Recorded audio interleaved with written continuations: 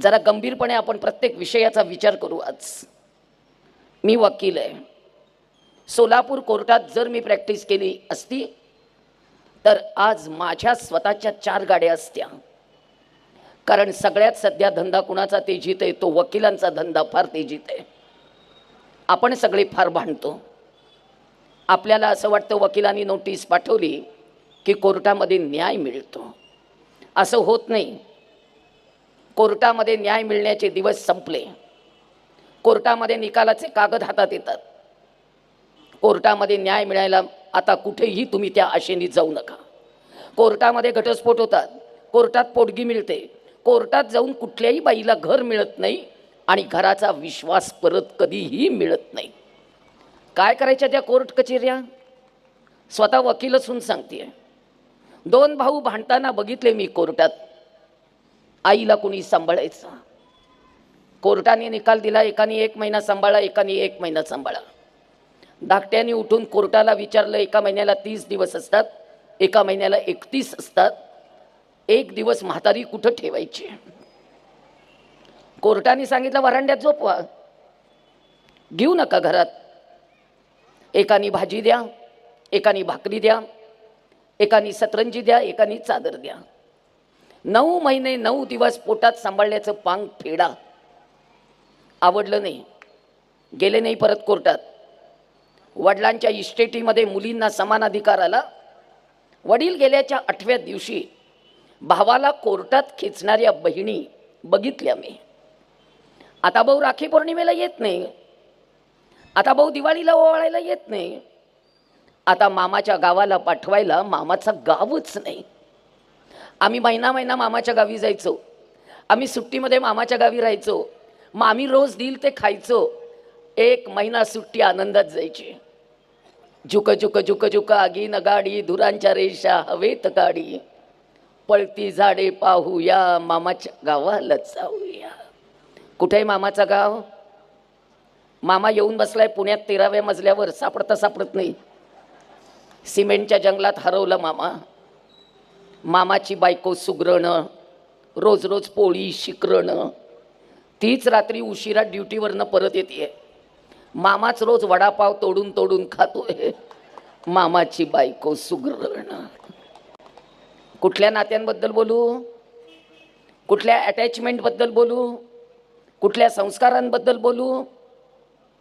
आज आपल्या स्वतःच्या मुलाची पण अपॉइंटमेंट घ्यावी लागते. आम्ही येऊ का? तुम्हाला वेळ आहे का? आज मी पुण्यात आहे, मुलगा पुण्यात आहे.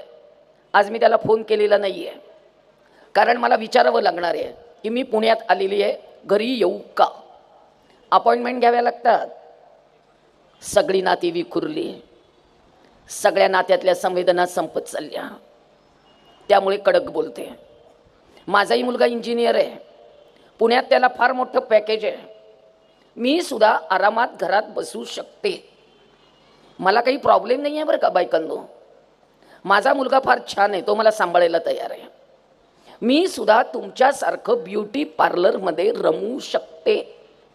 फ्लकिंग, ब्लीचिंग, फेशियल. ब्युटी पार्लरमध्ये रमणं फार सोपं आहे गं.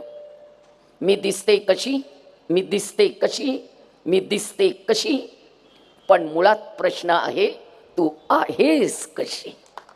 कशी आहेस? सासू म्हणून कशी आहेस ग? सून म्हणून कशी आहेस ग? बहीण म्हणून कशी आहेस ग? भाऊजाई म्हणून कशी आहेस ग? नणंद म्हणून कशी आहेस ग? जाऊ म्हणून कशी आहेस ग? आणि सगळ्यात पहिला प्रश्न आहे आई म्हणून कशी आहेस ग? कशी आहेस तू? तू आईसारखी दिसतेस? भारतीय स्त्रीचं दिसणं कधीही एवढं महत्त्वाचं नसतं. भारतीय स्त्रीचं घरातलं अस्तित्व सगळ्यात जास्त महत्त्वाचं असतं, कारण ती आई असते. त्यामुळे आईने आईसारखं दिसावं, आईने आईसारखं असावं. आई म्हणजे नटी नसते. आई आई असते. आई आहे श्रद्धा, आई आहे वेदना, आई आहे संवेदना, आई आहे परमेश्वराच्या हुंकाराचा आवाज. परमेश्वराला प्रत्येक घरात जाता येत नाही, म्हणून त्यांनी निर्माण केली आई. ती आई शोधतीये मी, सापडत नाही, अजिबात सापडत नाही. संध्याकाळच्या मालिकांमध्ये मी रमले नाही. काय बायका भांडतात नटून थटून, आणि आम्ही भांडणाऱ्या बायका बघत बघत 3 तास घालवतो. हिचा नवरा तिच्याबरोबर, तिचा नवरा तिच्याबरोबर, आणि आम्हाला बायकांना काळजी पडली आहे ही नेमकी राहणार कुणाबरोबर. आज देश धोक्यात त्याची काळजी नाही, आज धर्म धोक्यात त्याची काळजी नाही, आज देवळं धोक्यात त्याची काळजी नाही, आज आमच्या मुली धोक्यात त्याची काळजी नाही. आईला देवयानीचं काय होणार याची फार मोठी काळजी आहे. आणि असली आई घरात नको, म्हणून माझं तुमच्याशी भांडण आहे. मला घराघरातनं श्यामची आई जन्माला घालायची आहे, मला घराघरातनं जिजाऊ माँसाहेबच जन्माला घालायचे आहेत. त्यासाठी मी कडक बोलते. पुरुषांनो, मला एक आवाज ऐकू येतोय. तो पुरुषांना का नाही ऐकू येत? तो मलाच एकटीला का ऐकू येतो? त्या आवाजामुळे मी अस्वस्थ आहे, त्या आवाजामुळे मला झोप येत नाही, त्या आवाजामुळे मी रात्र रात्र जागी आहे. कोणता आहे तो आवाज जो झोपू देत नाही? आणि तो आवाज आहे भारतीय संस्कार, भारतीय संस्कृती, भारतीय कुटुंब व्यवस्था सगळ्याची मृत्यू घंटा वाजायला लागली आहे. आज आपण सगळेजण शेवटच्या टप्प्यात आहोत. पुढच्या 10 वर्षात एकही घर अस्तित्वात असेल का नाही शंका आहे. आज घराच्या इमारती मोठ्या केल्यात, आज घरं सजवली, आज घरं नटवली, घरामध्ये टाईल्स आल्या, घरामध्ये LCD आले, आकाश दिसत नाही घराच्या खिडकीतनं म्हणून चंद्र तारे बेडरूमच्या छताला चिकटवून टाकले. पण घरात राहणाऱ्या माणसांची संख्या 2 वर आली आहे. शासनाने फक्त आम्हाला हिंदूंनाच बजावून सांगितलंय हम दो हमारे दो. आम्ही पुढे जाऊन शासनाला सांगितलं झूठ, हम दो हमारा एकच. काका नाही, आत्या नाही, मामा नाही, मावशी नाही, भाऊ नाही, बहीण नाही, दुःख सांगायला कुणी नाही, सुख ऐकायला कुणी नाही, आणि आई वडिलांच्या प्रेतावर रडायला मुलांजवळ आता वेळ नाही. 3ऱ्या दिवसाची माती सावडून जातात ती 14व्या दिवशी उगवत आहेत. रोज 200 म्हाताऱ्या माणसांना संस्थेतर्फे घरपोच डबे पोचवले जातात ज्यांना मुलं जेवायला घालत नाही आहेत. आज 45 जोडपी मी अशी सांभाळते ज्यांची मुलं अधिकारी आहेत पण डायबिटीसच्या गोळ्यांचे पैसे वडिलांना देत नाही आहेत. 4 लाख रुपये पगार मिळवणारा इन्कम टॅक्स प्रॅक्टिशनर मुलगा, त्याची आई माझ्या संस्थेत येऊन रोज एक भाकरी मागून खाते. आदर्श शिक्षिका पुरस्कार मिळालेली सून स्वतःचा डबा तयार करून शाळेत जाते पण सासऱ्याच्या नावची भाकरी करत नाही. फ्रीजला कुलूप, वरांड्याला कुलूप, स्वयंपाकघराला कुलूप, सगळीकडे कुलप. पोटाच्या वर कुणी खातं? सोलापुरात 45 अंश तापमान असतं उन्हाळ्यात. अक्षरशः त्या म्हाताऱ्याच्या खोलीमध्ये फॅन बसवत नाही आहेत, लाईट बिल जास्त येतं म्हणून. म्हातारा संस्थेच्या खोलीत येऊन झोपतोय रोज. आदर्श शिक्षक पुरस्कार. काय करायचं या पुरस्कारांचं? 2 माणसं बदलली, 2 माणसं बिघडली आणि त्यांनी या सगळ्या गोष्टींवर परिणाम झाला. 2 माणसं बदलल्याचा फार त्रास होतोय. एक आई आणि दुसरे शिक्षक. आई मधला शिक्षक हा जागा असला पाहिजे आणि शिक्षकामधली आई कायम जागीच असली पाहिजे. पण आज आमचं दुर्दैव आहे, आज आमची आई रमली ब्युटी पार्लरमध्ये आणि 6व्या वेतन आयोगामुळे इतके पगार वाढले, आमचे शिक्षक रमले परमिट रूममध्ये. सगळेच वाईट असतात असंही मी म्हणणार नाही, पण आज दिसणारी स्थिती सगळं वास्तव हेच आहे. कुणावर विश्वास ठेवायचा? आई घरातनं धर्म सांगत नाही, शिक्षकांना धर्म सांगता येत नाही, संस्कारांबद्दल बोलता येत नाही. पुढच्या पिढीला काय देऊया?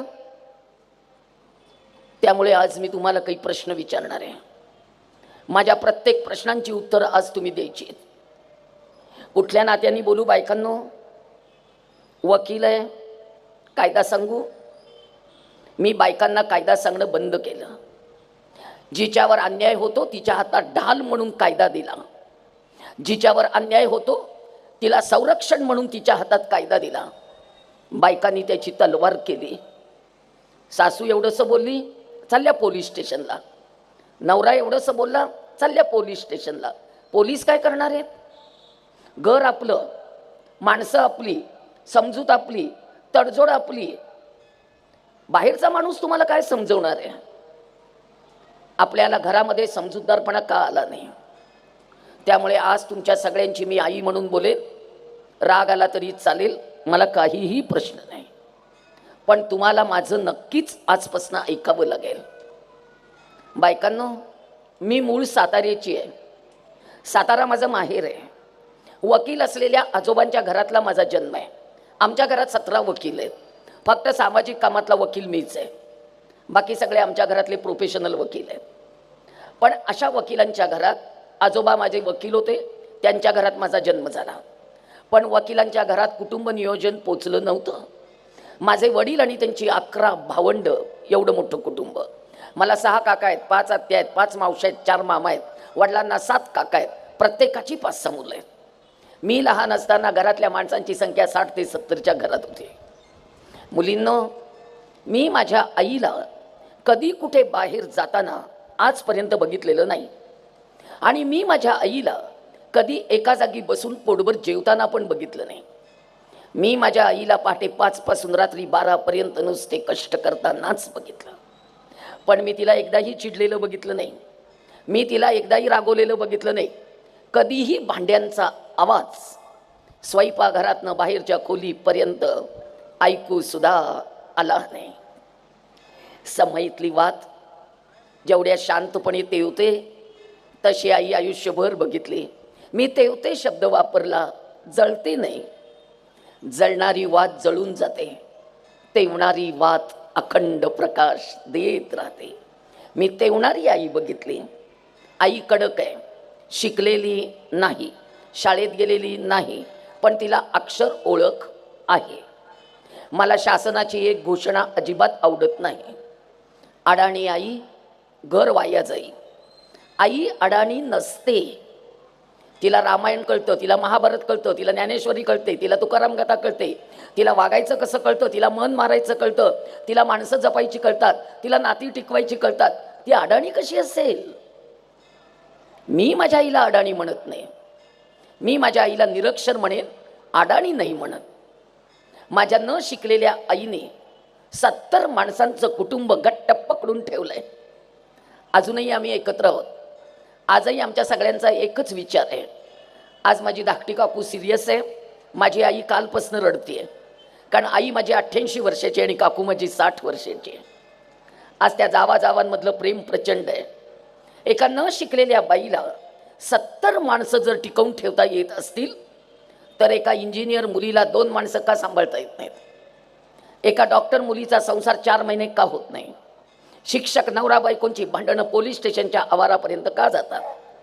म्हणून माझा बायकांना पहिला प्रश्न आहे, शिक्षणाने आम्हाला नेमकं काय दिलं? सावित्रीबाई फुले यांनी शिक्षणाचं दार आम्हाला मोकळं करून दिलं. ते कुटुंब बळकट करण्यासाठी.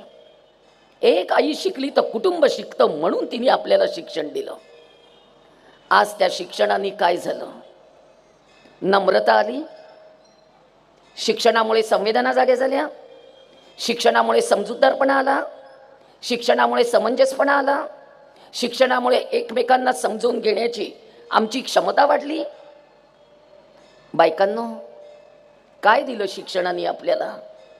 फक्त पॅकेज, फक्त पैसा. 12 लाखाचं पॅकेज, 20 लाखाचं पॅकेज, 25 लाखाचं पॅकेज. शिक्षणाने आम्हाला फक्त पैसा दिला. तुमच्यापैकी एकही आई मुलीला सांगत नाही की बाई मुलगी आहेस, दुसऱ्याच्या घरी जायचं आहे, पुढच्या पिढीची धरोहर आहेस, पुढच्या पिढीचा वारसा आहेस. तुम्ही मुलींना फक्त करिअर शिकवलं. तुम्ही पैसा मिळवणारी यंत्र तयार केली. तुम्ही आई निर्माण करायला विसरलात. त्यामुळे हा सगळा घोटाळा आहे. माझ्या आईने मुलगी म्हणून माझ्यावर प्रचंड चांगले संस्कार केले. माझ्या आईने मला पदोपदी बजावलंय, मुलगी आहेस ग, मोठ्यांदा बोलू नको, मुलगी आहेस ग, मुलगी आहेस ग, पुढच्या पिढीची धरोहर आहेस, पुढच्या पिढीचा वारसा आहेस, पुढच्या पिढीची आई आहेस, पुढच्या पिढीची संस्कृती रक्षण करणारी तू आहेस. बाई, तू आई आहेस. हे माझ्या आईने दिवसात मला 100 वेळा ऐकवलं की मी मुलगी आहे. आणि आज तुम्ही मुलींना उलटा ऐकवताय. मी माझी मुलगी मुलासारखी वाढवणार आहे, तो माझा मुलगा आहे, तो माझा मुलगा आहे. सगळ्या मुलींच्या आयांनी छातीवर असा हात ठेवा ग. ठेवा ठेवा म्हटलं की ठेवायचा. आणि तुमच्या आत्म्याला विचारा, मुलगी मुलासारखी वाढवता येते कशी? तिला देवाने दिलेला मातृत्वाचा अवयव काढून टाकणार, तिच्या वाहणाऱ्या दुधाच्या अमृताच्या धारा बंद करणार, तिची कोमलता काढणार, तिची खंबीरता काढणार, तिचं समर्पण काढणार, तिचा त्याग काढणार, तिची नम्रता काढणार, तिचा संयम काढणार, तिचं पावित्र्य काढणार, तिचं मांगल्य काढणार, तिची संवेदना काढणार का तिची सहनशीलता काढणार? काय काय काढून टाकणार आहात? देवानी बायकांना पुरुषांपेक्षा 100 गुण जास्त दिलेले. आपण का पुरुष व्हायचं? त्यांना शरीर बळकट दिलंय पण मन कमकुवत दिलंय देवाने. आपल्याला शरीर नाजूक दिलंय पण मन खंबीर दिलंय देवाने. एक बाई नवरा गेल्यानंतर आपली 5 पोरं खंबीरपणे वाढवू शकते. वाळवंटासारखं एकटं आयुष्य काढण्याची धमक एका बाईमध्ये देवाने दिलेली आहे. पुरुषांना विचारा, बायकोच्या पाठीमागे एक तरी पोर यांना सांभाळता येतं का? हे एकटे राहू शकतात? तुम्ही एक दिवस माहेरी जा, घराला कुलूप लावून, कुलूप उघडून घरात येत नाहीत. या मित्राकडे त्या मित्राकडे फिरत राहतात. पुरुष एकटे राहायला घाबरतात. आपण पालीला घाबरतो, उंदराला घाबरतो, झुरळाला घाबरतो, पण डोंगरासारख्या संकटाला बाई कधीही घाबरत नाही. हे पक्क लक्षात ठेवा. शक्ती लक्षात घ्या ग, ताकद लक्षात घ्या ग. शक्तीचे डांगोरे पिटावे लागतात. भारतात स्त्रीमुक्ती चालत नाही. स्त्रीमुक्तीचे वेगळे अर्थ मुद्दाम काढू नका कोणी, चालत नसतं. आणि मुलींना मुलींसारखंच वाढवा. तिला मुलगी असल्याचं भान द्या. तिला खूप शिकवा. तिला सगळ्या कार्यक्षेत्रात पाठवा, सगळ्या यशाच्या शिखरावर पाठवा. फक्त तिला भान द्या की ती मुलगी आहे. मुलगी असल्याचं भान द्या. तिला मुलगा करण्याच्या भानगडीत पडू नका.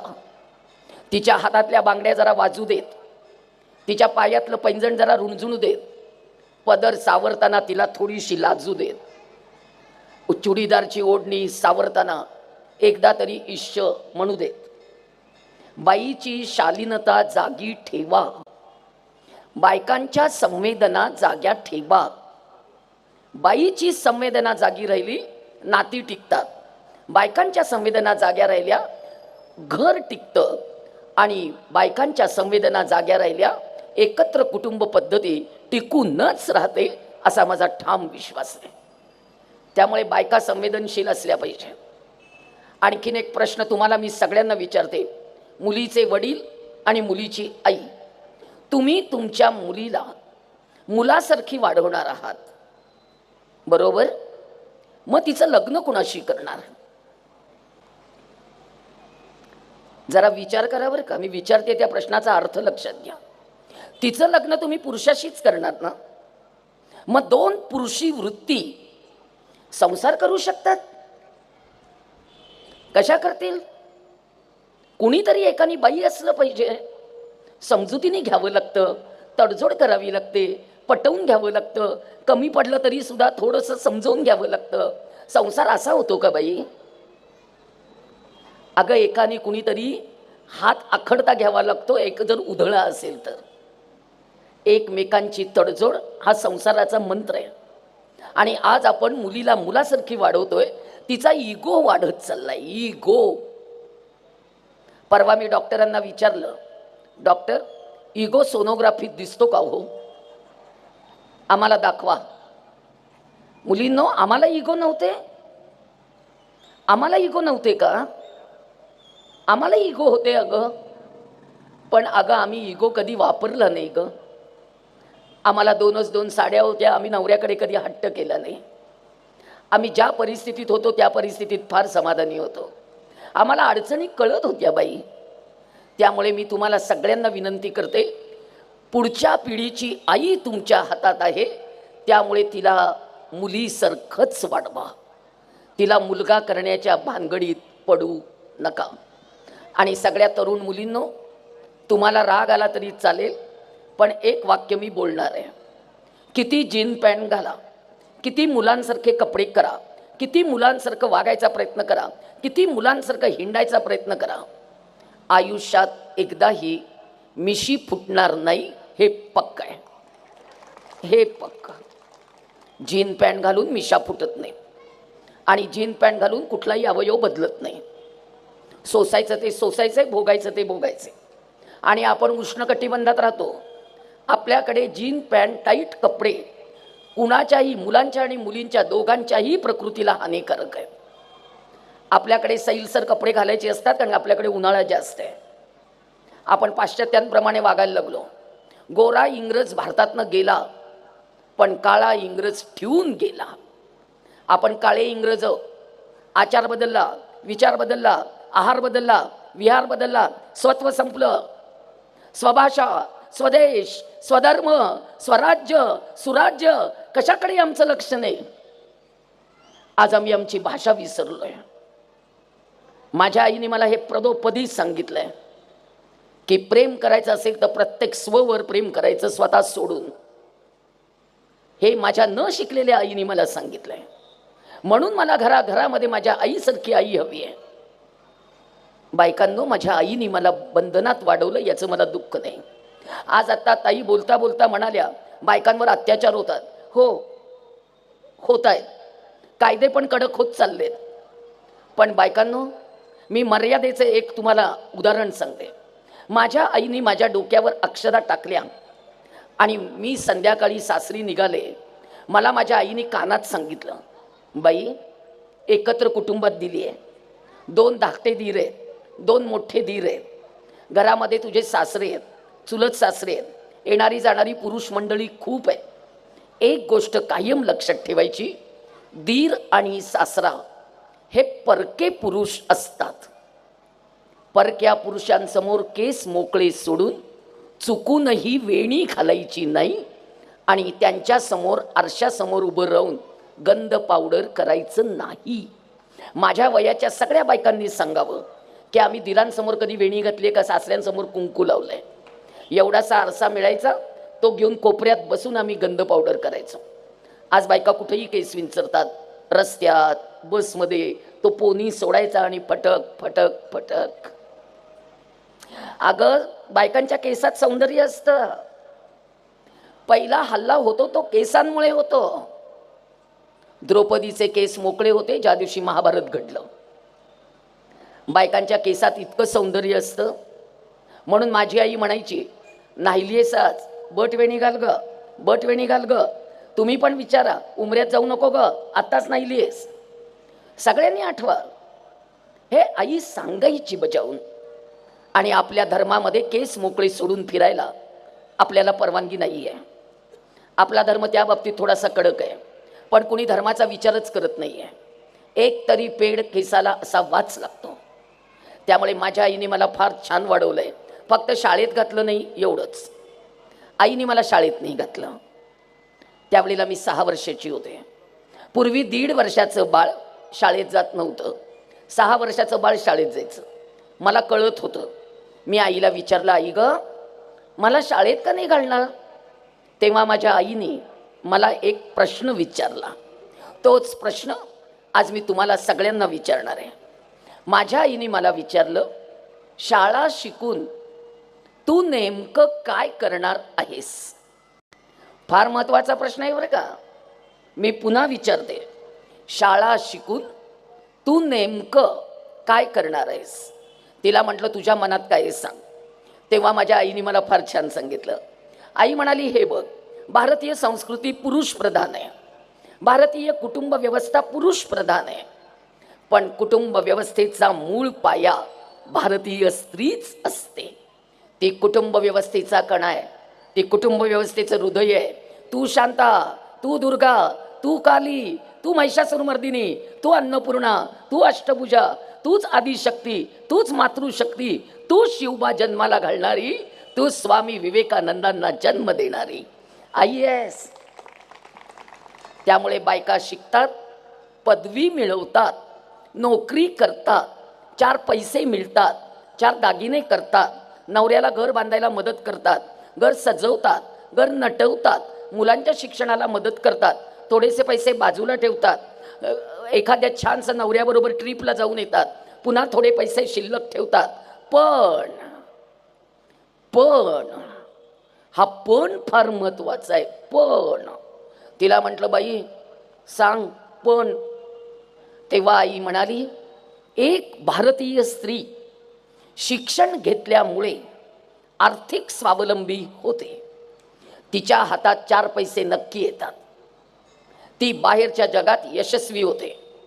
शिक्षणामुळे ती बाहेरच्या जगात मुख्याध्यापिका होते, प्राचार्य होते, एखाद्या कंपनीची व्यवस्थापिका होऊ शकते. शिक्षण घेतल्यामुळे बाहेरच्या जगात स्त्री यशस्वी होते, पण ती कुटुंबात यशस्वी होईल याची खात्री देता येत नाही.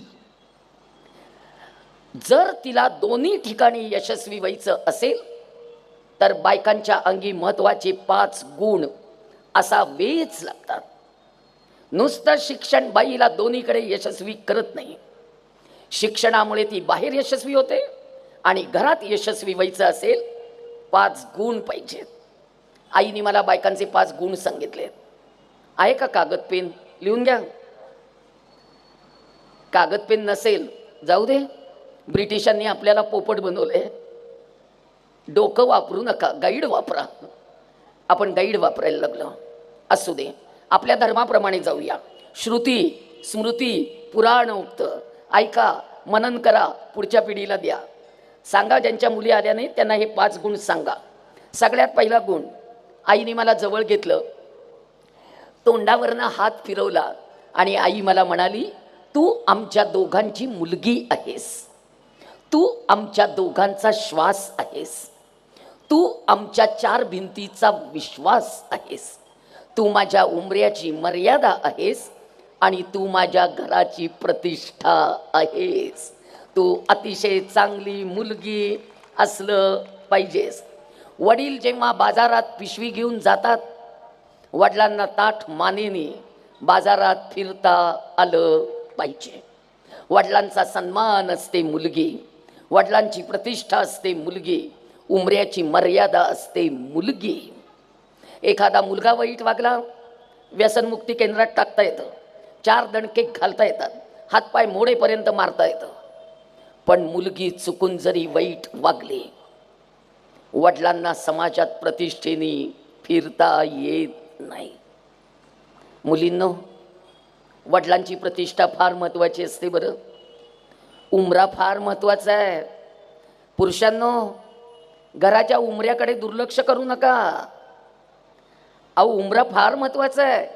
उमऱ्यावर बसू नको ग, उमऱ्यात उभी राहू नको ग, उमरा ओलांडून जायचंय, उमरा ओलांडून यायचंय.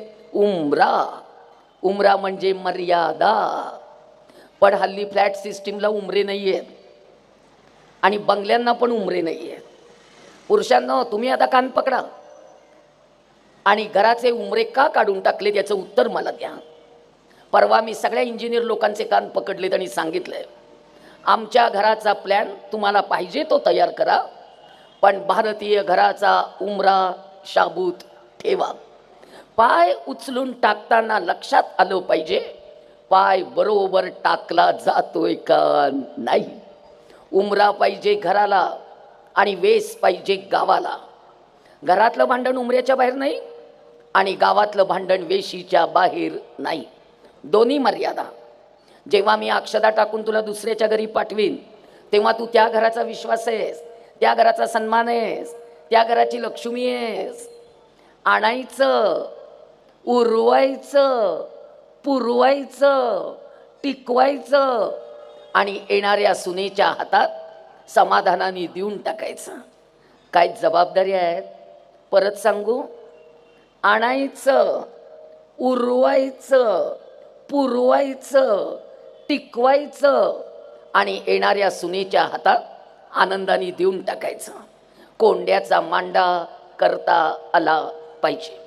पण हल्ली मुलींना कोंडा पण माहीत नाही, मांडा पण माहीत नाही. एवढंसं कमी पडलेलं चालत नाही. लगेच वकील घेऊन भांडा. वकिलांची पण कमाल आहे हो. एवढंसं भांडण 5 पानी नोटीस करतात तयार. 5 पानी. कलमात बसवतात, कलमात. मी सगळ्या वकिलांना सांगत असते, घरातली भांडणं कलमात बसवू नका. छोटी छोटी भांडणं असतात, 5-5 वर्ष केसेस. एकदा त्यांच्या ताब्यात गेलं की 5 केसेस. घर तुटतं बाई, पत्त्याच्या बंगल्यासारखं कोसळतं बाई. आणि एकदा हातनं काही निसटलं ना, गोळा करता येत नाही. ते गोळा करणं फार अवघड जातं, प्रचंड अवघड जातं. त्यामुळे माझी आई म्हणायची, तुला चांगलं घर, छान घर सांभाळता आलं पाहिजे. माझ्या वयाच्या तुम्ही इतक्या बायका समोर बसलायत, सांगा आईने लग्नात किती भांडी दिली होती आपल्याला? 5 भांड्यांची 50 करता करता म्हातारपण आलं. नवऱ्याला 110 रुपये पगार, 5 रुपये किलो तेल, 2 रुपये किलो साखर, 3 पैशाला चहाची पुडी. चांगला चहा नवऱ्याला उकळून द्यायचा आणि चोथ्यात पाणी घालून तो चहा आपण करून प्यायचा. असले संसार आम्ही केले. आणि आज मुलींना लग्नाच्या पहिल्या दिवशी सुईपासनं फ्रीजपर्यंत, अगदी त्या पिठाच्या गिरणीपर्यंत सगळं काही देत आहेत. तिचंच आहे, सगळं तिचंच आहे. अगं तिचं असू दे, पण देऊ नको. आईत दिलेल्याची किंमत राहत नाही. रक्ताचा घाम करून जो संसार उभा राहतो त्याची ऐट वेगळी असते आणि त्याचा डौल वेगळा असतो.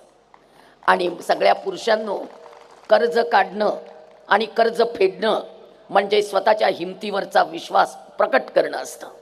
बिंदास्त कर्ज काढा आणि बिंदास्त कर्ज फेडा. आयतं कोण देणार आहे? आयतं दिलं की दुसऱ्या दिवशीपासून भांडण. माझी मम्मी, माझे पप्पा. कुणी नको. तो आकाशातनं पडलेला पाहिजे, वरचं नको, पुढचं नको, खालचं नको, मागचं नको. कसं चालेल का? अगं 215 रुपयाचं एक स्टीलचं पीप विकत घ्यायला 10 वर्ष लागली. दळणातले 10 पैसे बाजूला ठेवा, चालत जाऊन बसचे 5 पैसे वाचवा. असं करता करता 215 रुपये साठवायला 10 वर्ष लागले. नवरा फार कडक होता बाई, तक्रार करत नाहीये, स्वभाव सांगतेय. कारण आमचा काळ असा होता, नवऱ्याने मारलं आणि पावसाने झोडलं. सांगायचंय कुणाला? महिला मंडळाच्या बायका येत नव्हत्या ग मदतीला. बायकांनो, अहो ते पीप घरात आणलं, नवऱ्याने माझा कान पकडला आणि मला पहिला प्रश्न विचारला, झाला का आत्मा थंड? म्हटलं हौस असते हो, बायकांचा सगळा जीव भांड्यात. हे म्हणाले, तुझा भांड्यातला जीव कळला, पण या भांड्यावर तू तुझं नाव का लिहिलंस? म्हटलं ते भांडं माझं आहे ना म्हणून. तेव्हा माझ्या नवऱ्याने जगण्याचा मंत्र दिला. हे म्हणाले, या निर्जीव भांड्याला कळलं त्याच्यावर नाव कुणाचं लिहिलंय? म्हटलं नाही. मग निर्जीव भांड्यांवर स्वतःची नावं कोरण्यापेक्षा घरातल्या माणसांच्या मनावर नाव कोरता आलं पाहिजे. सासूला वाटलं पाहिजे सून माझी आहे, दिरांना वाटलं पाहिजे भाऊजाई आमची आहे. त्यानंतर एकही भांडं विकत घेतलं नाही, कुठल्याही भांड्यावर कधी नावच लिहिलं नाही. भांड्यातला जीव काढून घेतला. शिवशक्तीचं मिलन म्हणजे संसार. आपण मोजून 10 मिनटं नवऱ्याची बायको असतो, मोजून 10 मिनटं. इतर वेळेला आपण नवऱ्याची आई असतो, क्षणाची पत्नी, अनंतकाळची माता. पाश्चिमात्यांना हे नातं समजणार आहे? लिव्ह इन रिलेशनशिप, 6 महिने एकत्र राहा, जमलं तर जमलं, नाही तर सोडून दिलं. हे भारतात चालेल? अगं 40-40 वर्ष संसार केलेत बाई. एका परक्या माणसाला आपलं म्हणायचं, त्याचं चांगलं, त्याचं वाईट, त्याचं घर, त्याची माणसं, त्याचं कमीपणा, त्याची संकट, त्याची दुःख, सगळं आपलं मानून संसार करायचा काही सोपं आहे? पाश्चिमात्यांना काही कळणार नाही ती नाती. किती सांभाळून घ्यावं लागतं यांना.